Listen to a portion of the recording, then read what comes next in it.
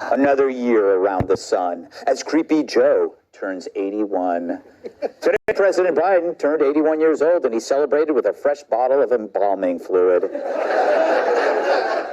I'm kidding. They actually sang happy birthday to him.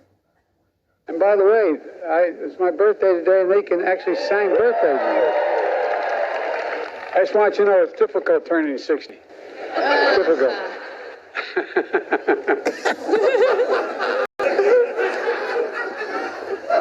Well, I think Joe knows all about turning 60. He's done it 3 times. But after that song, Joe stripped down and had the press play connect the liver spots with their Sharpies. But Bloomberg News calls his age his biggest liability for 2024. You know, if you don't count Hunter, the open border, the bad economy, the war in Ukraine, the war in Israel, the botched Afghanistan withdrawal, the rising crime rate, payoffs from China, and of course the price of gas and eggs. Meanwhile, Politico reports, quote, even those in Biden's inner circle, including family members, worry about the optics of age. Some acknowledge that the president can at times appear frail. Can at times appear frail. That's an understatement. He's so frail, dust comes out when he pees. He's so frail, he broke his hip reading. The Wall Street Journal called his running for re-election an act of profound selfishness. Quote, aging people, even if they're not surrounded by yes men, can be the last to notice time's toll. Yeah, especially when these yes men say yes to everything Joe says, except, did I myself? And in Biden's case, his aging brain can't tell the difference between a 6-year-old girl and a teenager. Behold. Oh, my God. I love your ears. Oh, my God. I love them. They're really cool. What's your name? Catherine. Catherine, what a beautiful name. That's my mommy's name. Well, nice to see. How old are you, 17? 6. That's the kind of mistake that gets most men 15 to 20. Or a seat on Jeffrey Epstein's private jet. So what do you get the man who has it all, yet remembers nothing? Well, let's see what his pals got him. You'll never guess what Kamala got Joe for his birthday. Check it out, huh? Oh, my God.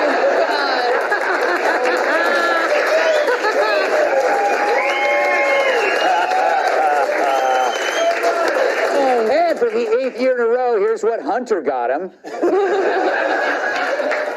His brother got him the usual money. The girls in the secretarial pool got him some new sniffing material. Dr. Jill got him a special card he's supposed to keep in his wallet. The crew of Air Force One got him this for the next time he tries to board. And finally, those cheapskate Taliban, all they got him was this card. You know, Emily, I think it's a bad thing for Republicans to focus on age because that gives them a free pass on everything else. I'm literally crying from his birthday presents right now. Okay, I don't ever want to bash anyone's age because may you live until 120. God bless you. I agree. It's our audience.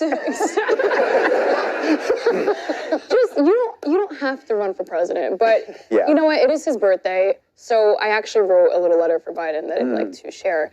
Happy birthday, President. May you live until 120. May you have another year of single-handedly ruining the economy, creating a new term called Bidenflation, which I use every single day now, opening our borders, welcoming so many new friends and Hamas terrorists, and last but not least, for single-handedly sending billions to Iran to keep up the terror. Thank you so much, Mr. President. Happy birthday.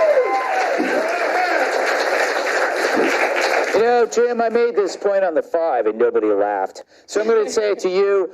It's funny when you see, because Trump is not much younger than Joe, but meanwhile, Trump is doing stand-up while Joe can barely stand up. Thank you. Got to laugh here. Okay. I said that to what's that guy who sits in with Jesse, and he's just nodded. He wasn't even listening. Anyway. Was there a mirror nearby? Yes, there was a mirror. What do you think about his birthday? You know, He's old. I mean, they're saying, like, a lot of people are worried, like, what if there's a national security threat in the middle of the night, how he'll be able to handle it. He's 81. He's getting up 10 times a night going to the bathroom. Yes. He's going to be fine. If anyone's going to be awake, it's going to be him. That's true. That's true. Well, I mean, I got an idea, like, you know, John F. Kennedy was 43 when he was sworn in, right? Mm-hmm. So Joe Biden, if he gets the second nomination, he'll be 86 when he's out of office. Mm-hmm. So the Biden team should just go, hey, listen, you're not going to vote in one old man, you're going to vote in two JFKs. That might work. That might work. That might work. I don't know if it will, Kennedy. What do you think of this, like, the age thing? Is the age the worst thing about Joe? No, there are people turning 100 left and right. I mean, there are people who are in their 90s and close to 100 who are running circles around him. Yeah, look at the point Ducey. is, Steve Ducey is 117 years old. It is incredible. That man is up at 2 in the morning, single-handedly running this network. Yes, he's so spry. He's too important here. We can't let him go run the country. Yes. But yeah, Joe Biden, it's the fact that he's in mental decline that is never going to reverse itself. Like he's never going to be spry. He's never going to remember things. He's never going to have his former strength. So the Wall Street Journal is right. It is an act of selfishness. It's also an act of cruelty. You know, the yes men and women that you talk about, they're the ones who are propping him up. He's incredibly stubborn. He's been to the summit. Anyone who has been president never wants to give away that power, and they're letting him, and shame on them. He should have the wisdom to step aside, but he can't because Kamala's horrible. Yeah, that's exactly right. And less popular than he is. Kamala is his insurance plan, right? You know? I heard that, like, Joe actually applied for a Balance of Nature commercial, and they said no.